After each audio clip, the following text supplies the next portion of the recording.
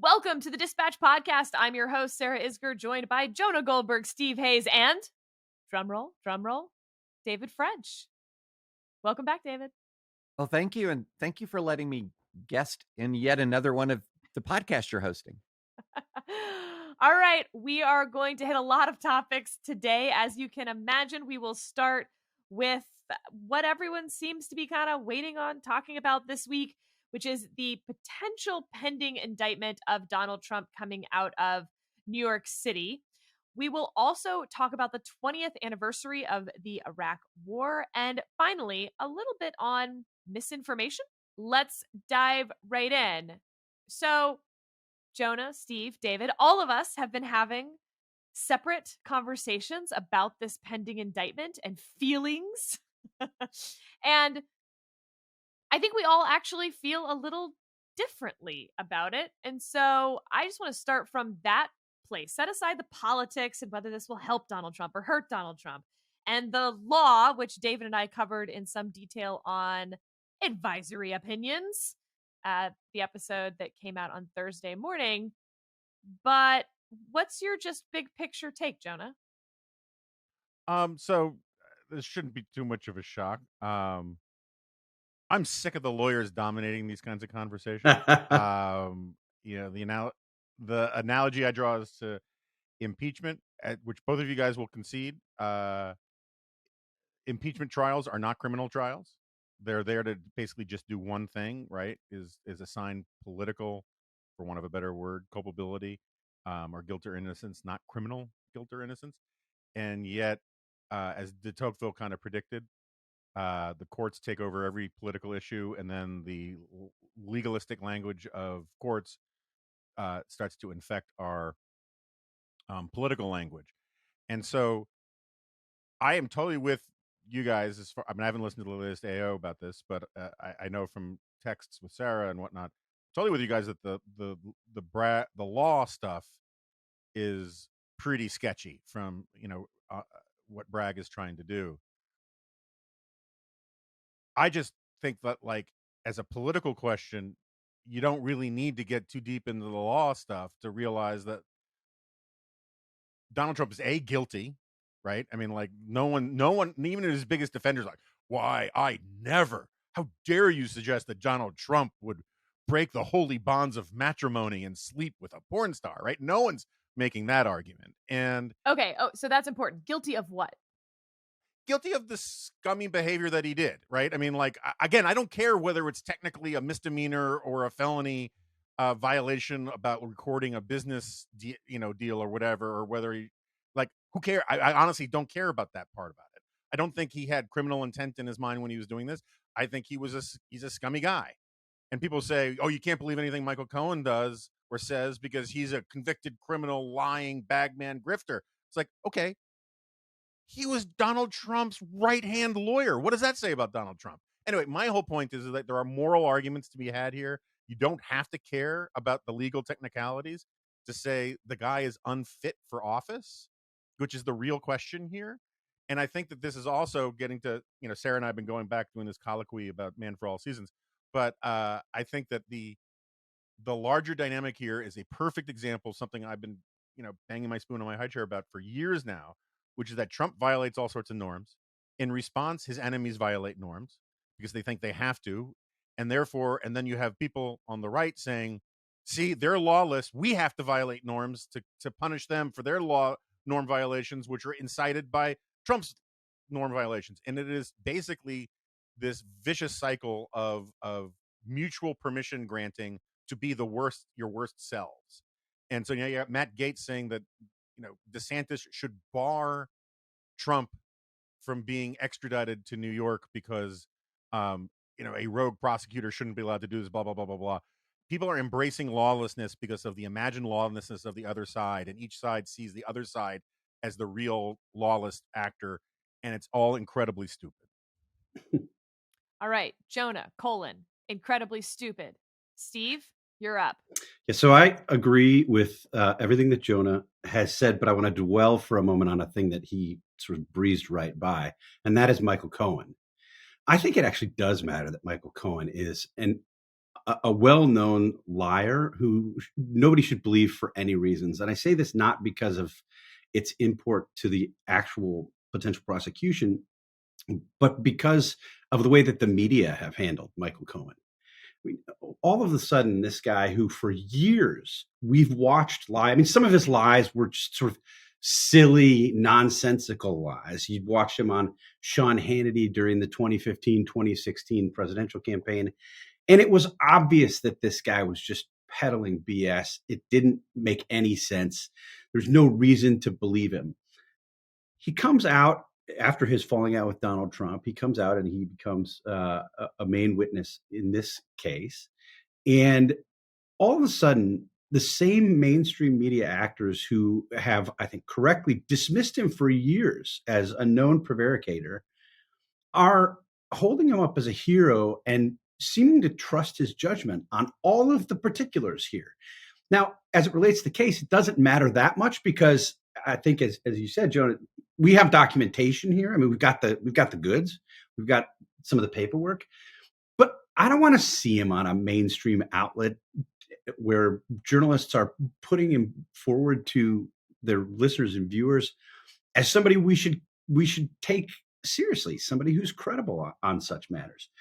More broadly, I mean, this is not a unique view in this. I think it's unfortunate given the flimsiness of the case or the creativeness of the DA, however you want to look at it, that this is likely to be the one that this is likely to be the one that goes first. I mean, I think the other cases are stronger. I mean, David, you wrote a piece about the Georgia case a year and a half ago saying that this was where Donald Trump's real potential legal problems were. You guys have talked about that on AO, I'm told, since I don't listen. This is those are the cases. I think they're very serious. You're talking about trying to upend an election. Those are the cases I wish would have come first. I think those are the cases where he should be held accountable. All right, Steve Hayes, Michael Cohen is an SOB. David, you're up. I mean, I can't separate this from the law. You know, like we're talking about a possible indictment, and my feelings about a possible indictment are completely directly related to the quality of the legal case. So it's just impossible for me to think about this in any way separate, because one of the things I've been arguing forever and ever is we just need to treat Donald Trump like a citizen, not like a former president. This is a republic, not a monarchy. We don't have nobility. And would I want to see should a citizen be indicted for this crime that the Manhattan District Attorney is apparently, and we have to add the parenthetical now, apparently, because we haven't seen an indictment yet, so there could be some surprises to it. But what he's apparently looking into, and I guess a good way to just sort of boil this down is that he's wanting to indict Donald Trump, just a dude. He's wanting to indict a person on a legal theory that relies on an unindicted. He's wanting to indict a person in state court on a legal theory that depends on an unindicted, unproven federal prosecution. Okay, so he's in state court. The case depends upon a federal case, not a state case, that both the Trump and the Biden Departments of Justice chose not to bring. Okay, so that's a very important aspect of this. This is, and also, by the way, he's potentially bringing an indictment that his predecessor looked at, and at least before he ended his term, chose not to bring. And so this is really unusual. This is not the way criminal cases tend to go. There's a reason why this has been called, if you're reading legal analyses of it, they're going to call it untested legal theory, novel theory. Even the prosecutor, Mark Pomerantz, who left Bragg's office a year ago and wrote a book, a pretty scathing book about about Bragg not pursuing sort of bigger, bolder charges against Trump related to all of his financial dealings. He had a sort of a racketeering theory that he wanted to pursue. And he had said that this narrow Stormy Daniels, theory was just untested and too risky under New York law. So you're talking about a legal case that is just risky and novel. And that's not how you prosecute people. Yeah, but It's just David, not I what read you in do. Politico that Alvin Bragg is a by the book, politics averse prosecutor who is just following the law here. Really? I mean, far be it. That's It was amazing. It was Far a be it from me. shockingly odd piece. Wow. Yeah. I did not read Far that. be it That's from me to amazing. disagree with that.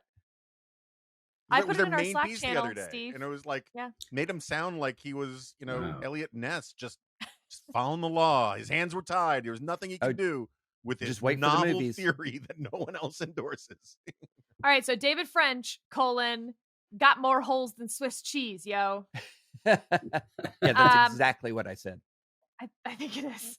So I have tried to distill my feelings, and I will try to explain them like Steve built on Jonah. I will build on David, which is this: if you believe that, despite anything that David just said, that there are real questions around the legal case, there's merit to it, and you think it should be pursued.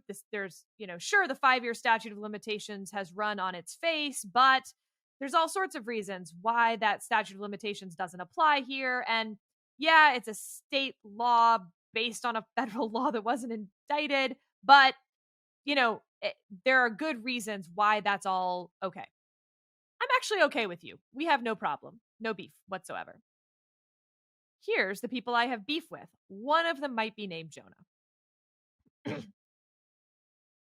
Donald Trump is guilty of stuff, unnamed atmospherics, moral stuff, and therefore it's fine if he gets indicted for something whatever, because I just don't care that much. He had it coming. It's like, norm-based karma, and we just shouldn't get that worked up about it. Those are the people that I'm having beef with right now. More the lawyers who say that than Jonah. Jonah shouldn't be held responsible for his ignorance. But this is where the man for all the time.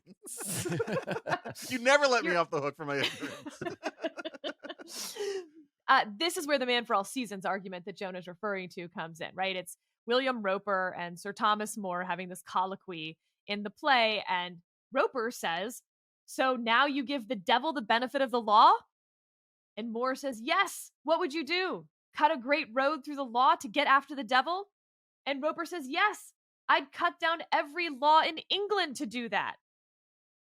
That is what I feel like too many people are willing to do when it comes to Donald Trump, that it doesn't matter how you get there. Just indict him, and we'll figure out what for later. We'll figure out the why later, because he's guilty of bad stuff.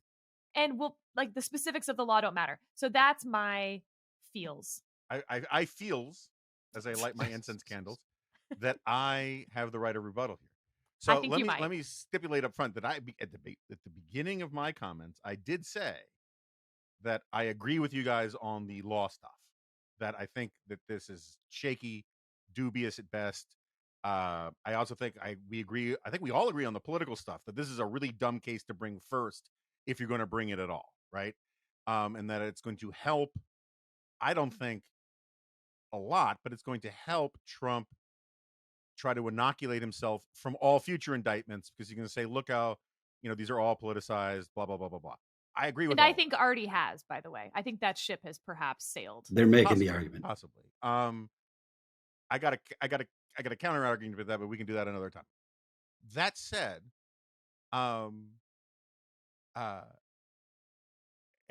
it's so rare I get to elide perfectly into a Rolling Stones song. But let's not have too much sympathy for the devil here, right? In Man for All Seasons, Thomas More doesn't say, "I feel bad for the devil." I Thomas don't feel More. bad for Donald Trump. Yeah. So, but this is sort of my point: is that Okay. Donald Trump has blundered into life, always pushing the envelope, always relying on the restraint and moral sense of other people as safeguards against his own reckless, grotesque behavior. What accomplishments he had in his first 2 years or so as a president were all thanks to these circuit breaker people, the grown-ups in the room, Paul Ryan, Mitch McConnell, whoever, who tried to channel his bull in a china shop stuff towards good.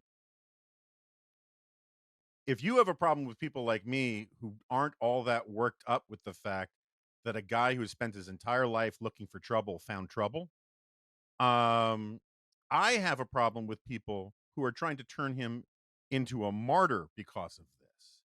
He invites all of this crap upon himself. Now, like, I wouldn't have picked the Stay Puft Marshmallow Man to be the form of the Destructor in Ghostbusters, nor would have I picked this case to be the form of Donald Trump's Destructor.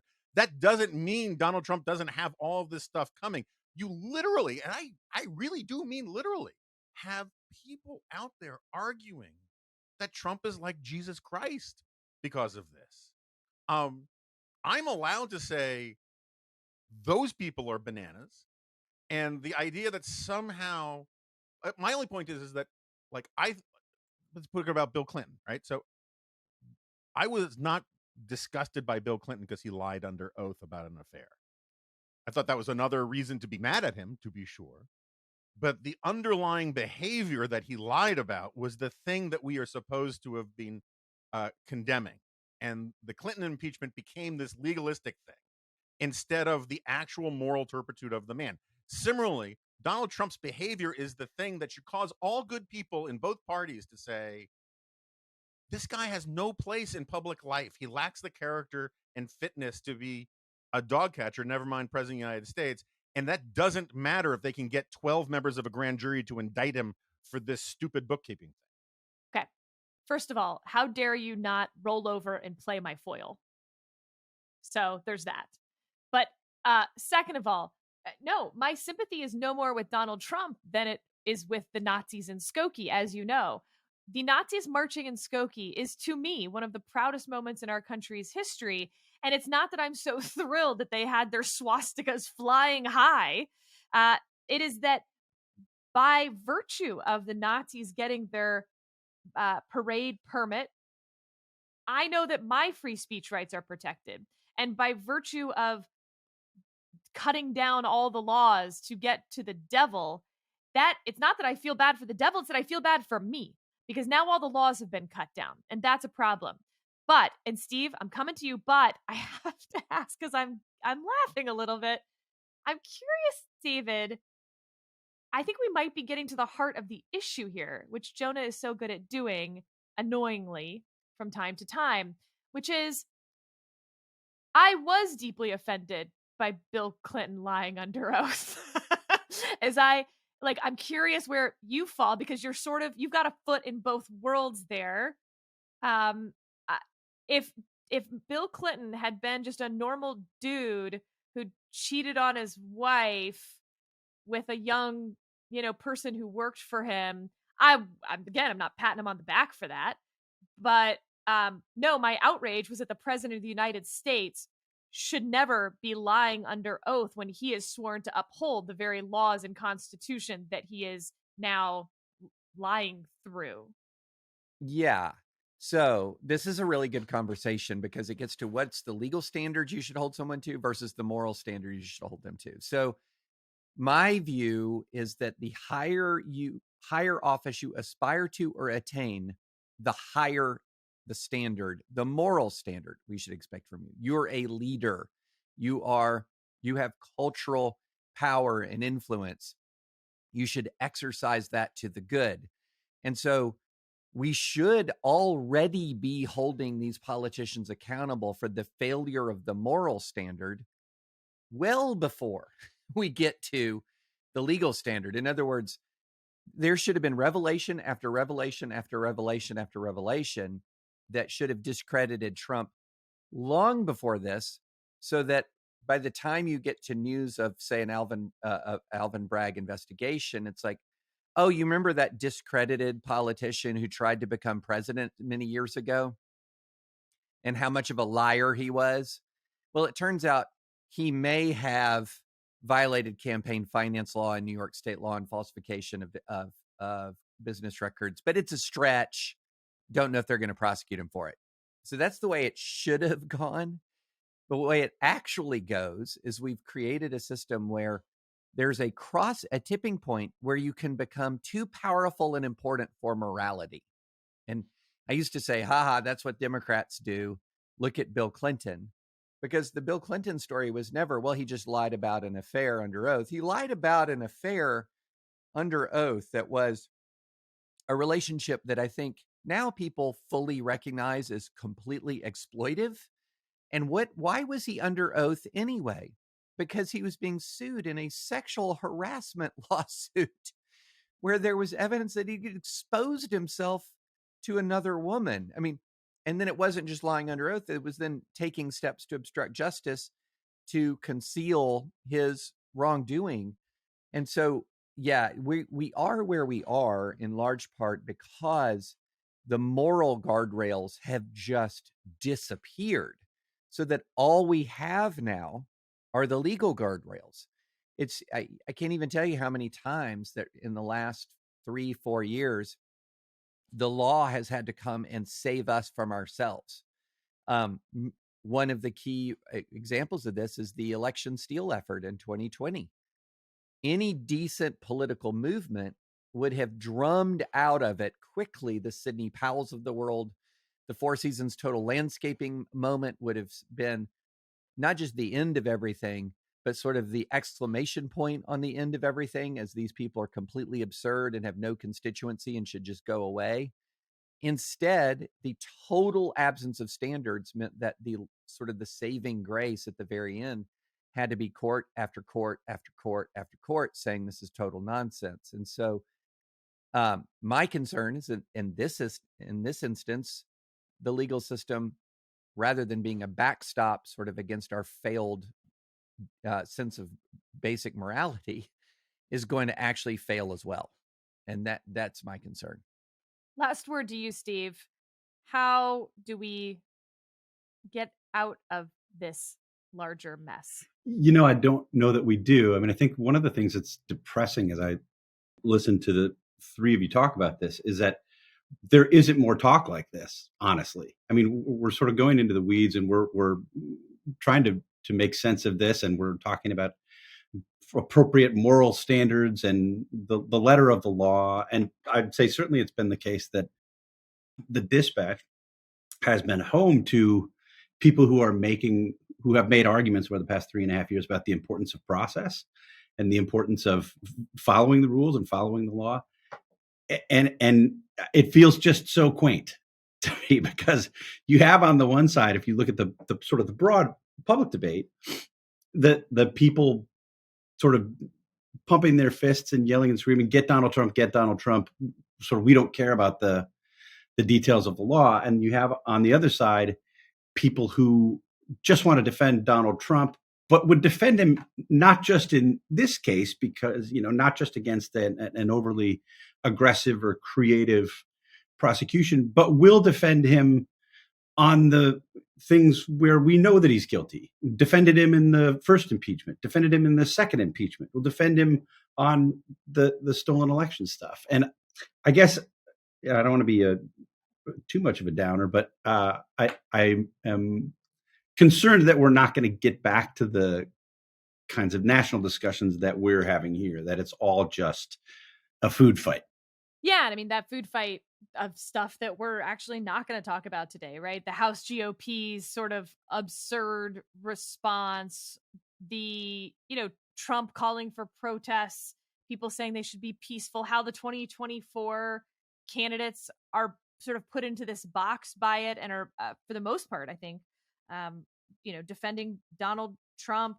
There's all of that small ball stuff. But yeah, I think you're right. Like, I don't find that, I I guess I find it interesting, or I would find it interesting, except for this really big stuff that I think is really important to the future of the country. Right. But do you agree with me? I mean, I think you framed that the right way. I mean, it feels like we're the only, well, not the only, what we're talking about here is different than what a lot of people are talking about, because a lot of people care about the stuff that you have just said is not important.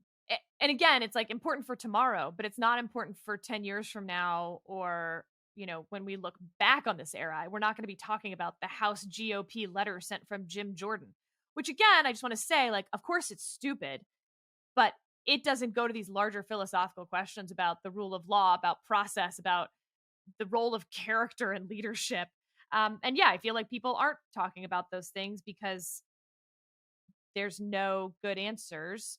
And maybe it's because in part we all agree, but want to make exceptions because the other side's really bad and they did it first.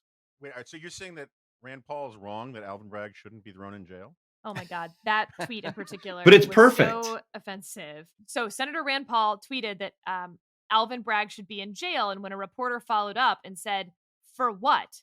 he said, "I stand by my tweet." Yeah, that is awful. He's been asked about it a number of times, and he keeps referring people back to the tweet. It's also, I mean, you do have to point out the irony of Trump supporters now who are complaining, who get to the point where they complain about the details of Alvin Bragg and what he's trying to do here, and invoke the rule of law, are the same people in many cases who stood at the rallies and chanted "lock her up" about Hillary Clinton throughout 2016. I think there were real problems with what Hillary Clinton did. I wanted to have this same kind of conversation about her and about what she did and about the way that was handled. But there's sort of a deep irony that the people who are now pretending at least to care about the rule of law are the same people who wanted to just throw Hillary Clinton in jail. You know what, Steve? I think you might have gotten to the root of my feels on all of this, because it really bothered me when I was at the Department of Justice. People, always focus on the Mueller part of the investigation, but we also were getting a lot of heat, pressure, light, whatever you want to call it. Actually, not much light, mostly just heat, about Hillary Clinton. Why haven't you indicted her? For what? And they were like, Uranium One. What? That is the name of a company. Show me the law that you would like her to be indicted under and the facts that fit that. And the answer that you would sort of eventually get to is, who cares? We all know she's guilty. And it was so offensive to me to hear things like that. And is it offending me this week? And we're moving on. We're moving on, I say. So, and David, I think we'll start with you.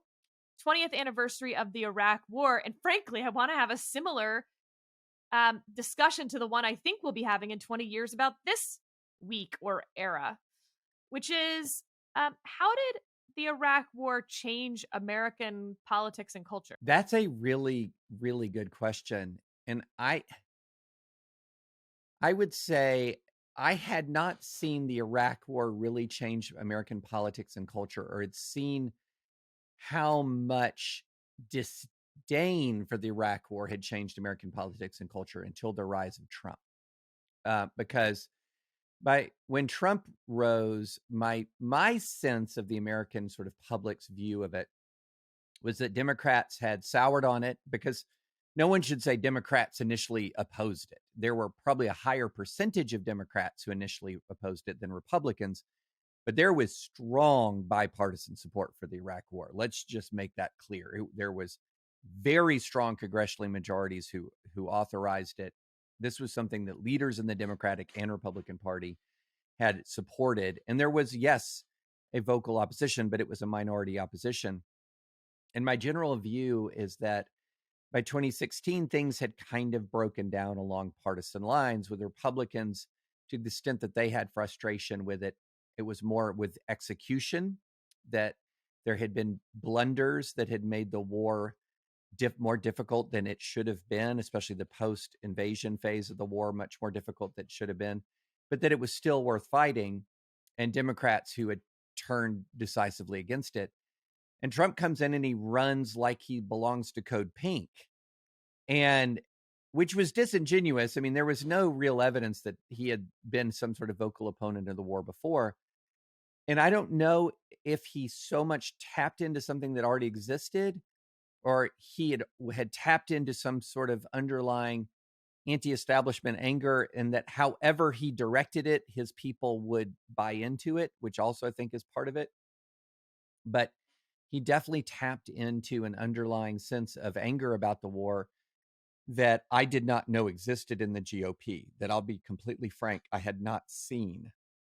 And then it started to create a culture even within the GOP that if you supported the Iraq war, you were a part of the problem. You were going to be furiously attacked, that there was no real argument for it. It was the consensus that all right-thinking people now agree it wasn't right. And I don't think that everyone told rank and file Republicans that completely. It was an interesting, I believe, the Axios poll recently that showed that there's still pretty strong Republican support for the invasion, which was fascinating to me given the last 7 years of rhetoric from Trump. I'm going to be, let me put on a predictive cap, and I'm going to think in 20 years, you're going to start to see some interesting reappraisals from the consensus now that it was all just a terrible mistake. I still support it. I still think it was the right decision. I believe that there were problems with execution, but it has become such a political hot potato, even on the right as well, that I don't, honestly, 20 years from now, 20 years on, at this 20-year anniversary, I still don't know if we're able to look at it from a sort of a sense of historical, professional historical detachment, if that makes sense. Well, Steve, I was going to ask you a different question, but now I just want to hear your response to what David just said. So much there. So I was a very strong supporter of the Iraq War. I wrote a book about Saddam Hussein's support for Islamic terrorism, including Al-Qaeda and its affiliates. And I thought that among the arguments to go to war, that was one of the strongest, given what we'd seen, the attacks we'd seen on the homeland on 9/11, and Saddam's history through the 1990s of both building a weapons of mass destruction program and aggressive external behavior. I think one point that David made that I agree with entirely, and I think doesn't get nearly enough attention, it is really important to remember that there was a very broad bipartisan consensus to go to war. If you look back at the speeches, this is October 8th and 9th of 2002, the Senate floor speeches made by the most outspoken opponents of the war, many of them cited things like the presence of Saddam's WMD program in their arguments against going to war in Iraq. Ted Kennedy, who's one of the leading opponents of the war, gave a speech in which he talked about the threats to U.S. soldiers, U.S. troops, if we sent them into theater, because we knew Saddam Hussein had weapons of mass destruction.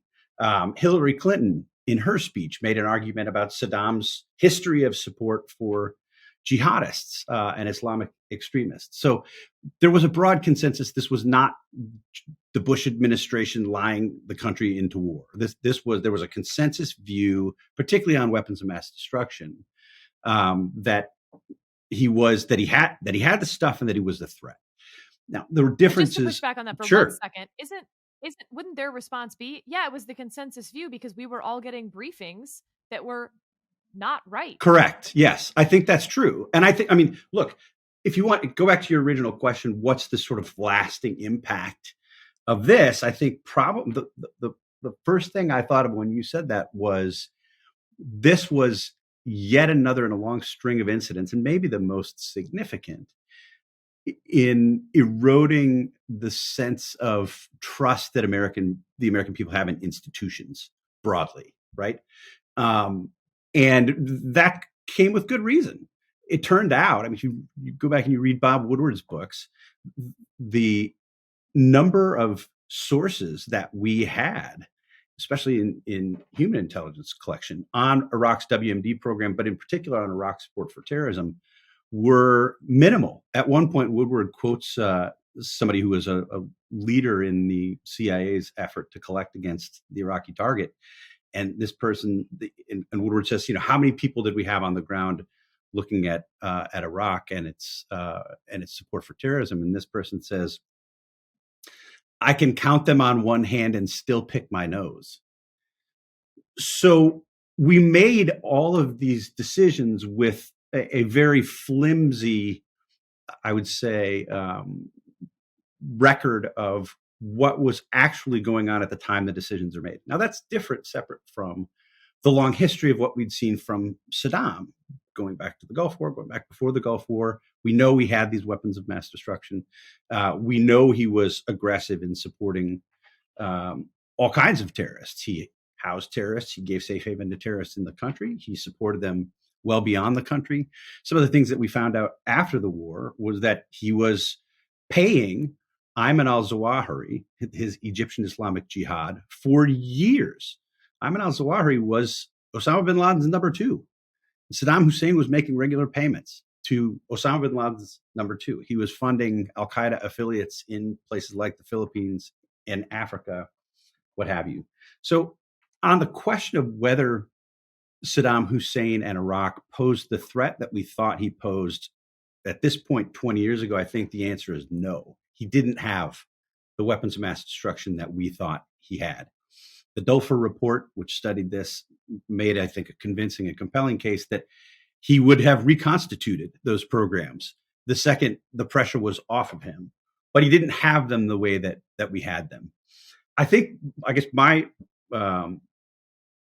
biggest problem with the way that the war unfolded was in its execution. I think there was a good reason to believe from the beginning, from the initial surge into the country, that we didn't have enough troops, that we couldn't control the ground. And the administration, I think the Pentagon under Donald Rumsfeld, was slow to realize that fact, very slow to realize that fact, and took years to overcome that fact. I think it created a lot of problems. There were all sorts of, I think, more specific problems with the execution of the war. But in the big picture, the Axios poll that David cited was so interesting, because it was the case that the 60%, 6 in 10 Republicans said the U.S. was right to invade. I was surprised that 1 in 4 Democrats still today says the U.S. was right to invade. But you've read a lot or heard a lot this week about how it's cast this long shadow over U.S. foreign policy making, and it's made the conventional wisdom has made the Republican Party in particular much more reluctant to have the U.S. take this leading role on the world stage. And if that's true, it doesn't show up in this poll. 79% of Republicans say the U.S. should continue to be the global leader. And a huge majority of Republicans, I'm quoting here, 88% oppose the U.S. reducing military and national security spending. So as you've read for the past week about this new dovish, non-interventionist Republican Party, it sets aside polling results like that. And I think we're unwise to do that. Jonah, one of the watershed moments in modern American history is the 1-2 punch of the Vietnam War and Watergate. And I mean, there's any manner of things you can look at in the last 50 years, and people will say, but remember, this is coming out of those post-Vietnam Watergate years, and that's why the American people X, Y, or Z. And I wonder if the Iraq War, tied together with the 2008 financial crisis, really can account for a lot of our, at least last 7 years or so of politics. And I'm wondering what you think of that comparison. No, I think that's a very good comparison. And we've been talking here many times about the long tail of populist reactions to financial crises. And I think the coming on the heels of the Iraq War, and also just the election of Barack Obama, which was its own sort of moved the origin window in all sorts of ways. um, I think is going to be remembered. I mean, I hate the phrase of inflection point. I really hate it, but it's going to be remembered as something like an inflection point in American history. I guess part of the question is, we know the 2008 financial crisis had a huge impact. How much of that, though, was the sort of 1-2 aspect with the Iraq war, and that sort of, as Steve points out, this trust in institutions, that the national security apparatus, um, uh, somewhere between lied and screwed up, right? There's no like good version. And that once again, these so-called experts didn't get it right, and this cost lives. And I feel like it was why people were so quick during COVID to say the don't trust the experts. Is time and again, whether again you look back at Vietnam or Iraq or then COVID, this idea that like you just have to go with the experts because they're the experts. There was no built up sense that like no, just no. No, look, I agree with that, and I think there are other threads that connect some of these things. I mean, I'm thinking about, I didn't mean to make it sound like Barack Obama's election was a disaster or anything like that, but under Barack Obama, so let's put it this way: under George W. Bush, you had all sorts of assurances from experts about WMDs, about how to be a cakewalk, and how they'll be graded as liberators, and all these things, which were actually a small part of a lot of people's arguments, but they're the ones that got boosted. And in fact, the whole emphasis on WMD, as Paul Wolfowitz admitted in an interview with Sam Tannenhouse that got blown out of proportion, was because it wasn't that it was the best or only reason to go into Iraq. It was the one reason that united all the different factions of the American foreign policy establishment. And so that was the one they settled on, which I think was a blunder. But you had Barack Obama and the administration constantly invoking its own expertise, saying those other experts couldn't be trusted because they were all liars and partisans, but we're the real dispassionate, pragmatic, objective, disinterested experts, and that's why we can promise you there will be shovel-ready jobs, right? And then there are no shovel-ready jobs, and that the stimulus will get us out of this recession, and it didn't get us out of the recession. And so I think you have these multiplier effects of distrust that you keep going to the next example of something, and oh crap, these experts aren't trustworthy either.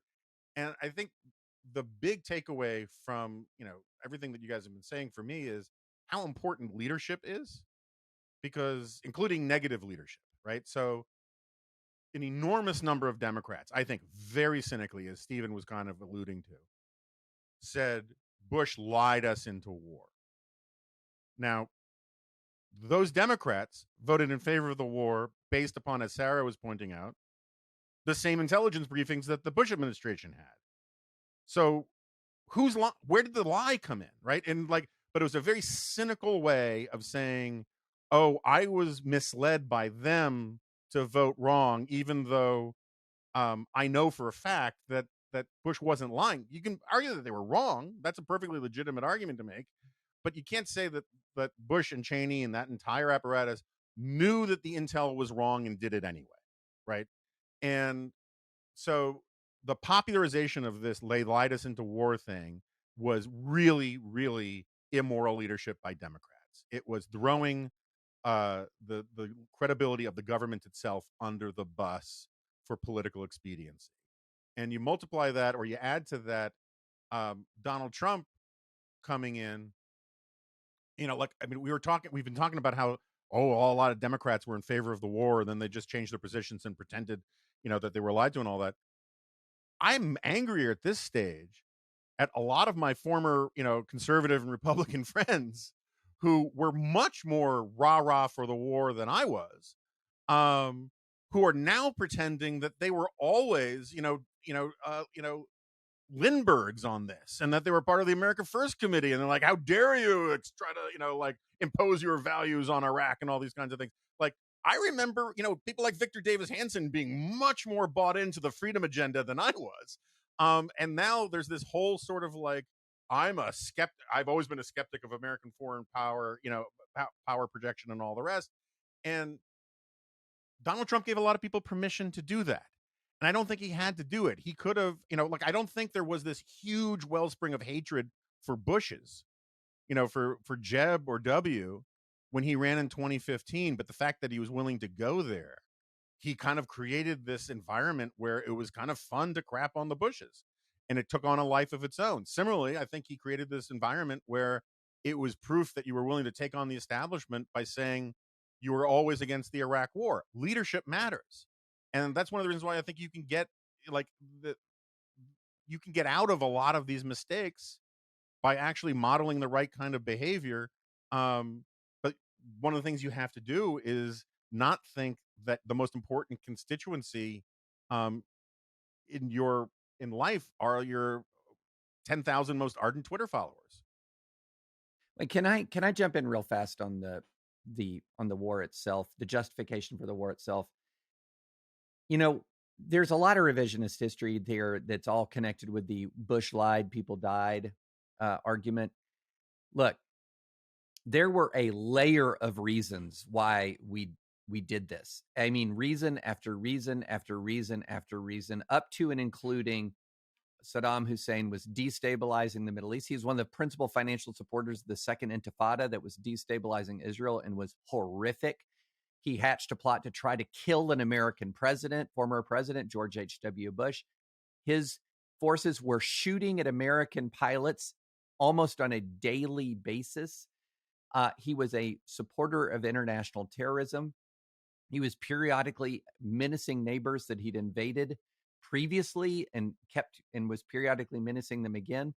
And then on the WMD front, a lot of people forget that among the people deceived by the WMD issue, there's a lot of evidence that those people included Saddam Hussein, who believed he had a more viable chemical weapons arsenal than he really did. And in fact, we did find a lot of chemical weapons in Iraq. There's a New York Times report from 2014 that's one of the more valuable correctives to the record that I've ever read, that everyone's forgotten about. But when I was there, we were finding chemical weapons in country.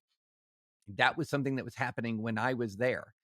Now, they weren't the ready to use stocks that we thought existed. That is absolutely correct. But this idea that Iraq was a chemical weapons free zone is just fictional. They were there, just not as we believe them to be. I really like this. And finally, I really like the story. I was talking to a general. This was towards the end of the war, towards the end of phase 1 of the war. And he had expressed anger that America had gone into Iraq in a meeting with Petraeus. And Petraeus said to him, this is, being repeated secondhand to me and later on, but he says, Petraeus said to me, just put on your strategic cap and look at the map of the Middle East, and I'm going to walk out of the room. And when I come back into the room in 5 minutes, you're going to tell me why we're here. That there are a lot of fundamental geostrategic reasons why Saddam Hussein on that spot of the map of the world was particularly dangerous to the United States and the world. And so I don't want to gloss over all of the reasons that existed independently from the WMD story that now pop culture has hatched in as saying was entirely false, which is also not the case. It was not. Steve, I want to give the last word to you on this. Iraq War, 20 years later, you literally wrote the book. How do you personally feel at the anniversary?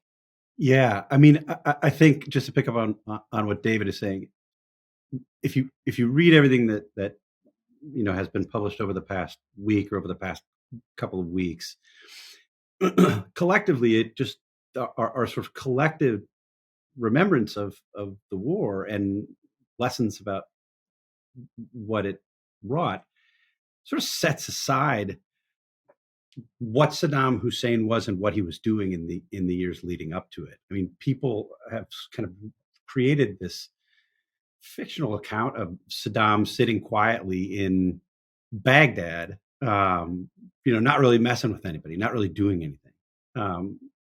He was killing his own people to the tune of hundreds of thousands of Iraqis, torturing Shiites, the majority population in Iraq, killing the Kurds.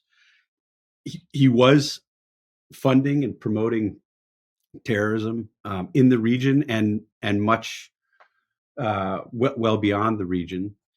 And it's hard to overstate the extent to which Bill Clinton's second term in office, this is during the impeachment proceedings and all of the craziness that went with that, how much Bill Clinton was obsessed with the threat from Saddam Hussein. Bill Clinton went to the Pentagon and gave a speech about the greatest threat. It was the greatest threat that the civilized world faces, and that was the possibility of weapons of mass destruction, rogue state actors and non-state actors getting together and creating threats. And I think if you look back at the Iraq War and the decision making in that context, it's the most intellectually honest way to evaluate it. But it also, I think, gives you a sense of why George W. Bush and Dick Cheney and these others felt like they had to do what they did.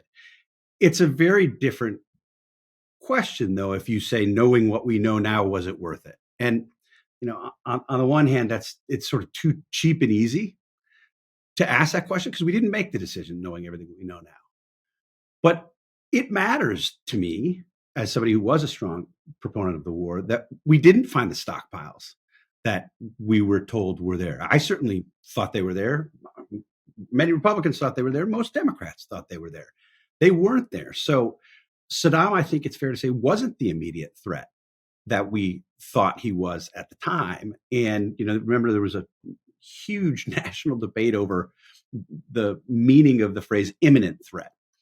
And sometimes Bush people would say imminent threat, even though they mostly avoided the phrase. But Democrats tried to put it in their mouth. The people who opposed the war would say, well, Saddam isn't an imminent threat, therefore we don't have to do anything about him.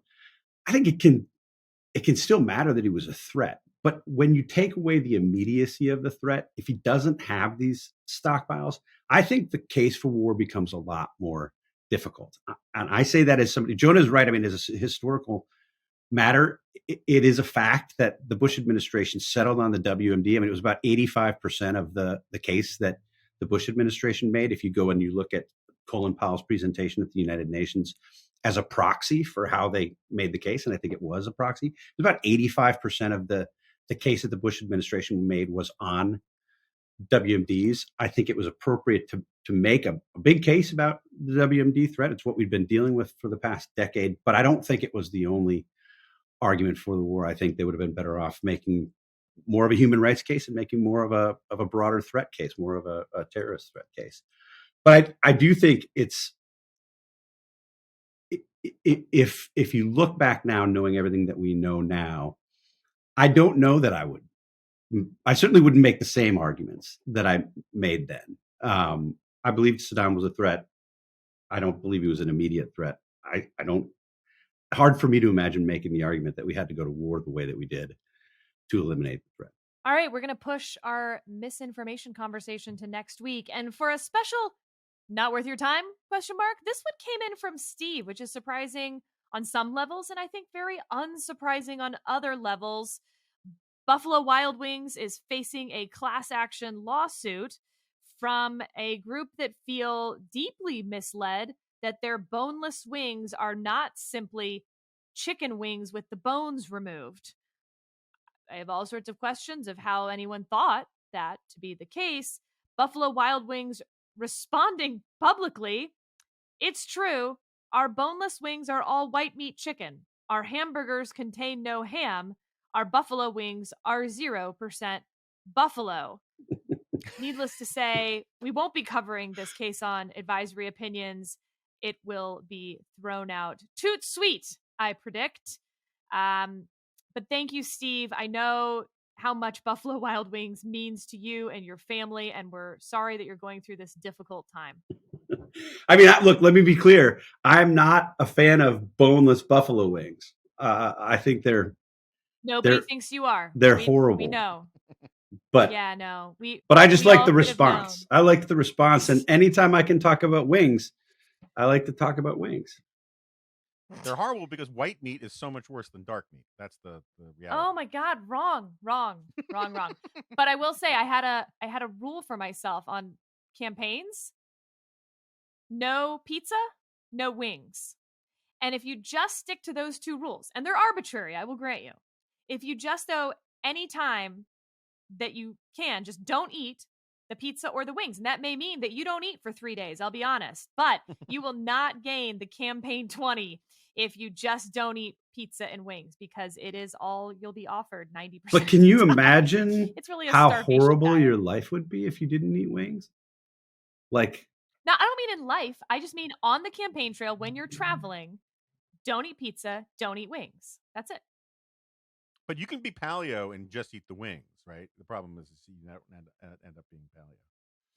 There's all sorts of problems, right? Then you're going to get into CrossFit. Then you're going to tell everyone. I mean, there's so many other issues. All right. With that, we are out today. Thank you, David French, for joining us. It was a real treat. Thank you, David. To see you. It was such a surprise. Thanks for having me. This was fun. Hurry up and get canceled. And with that, we will talk to y'all next week.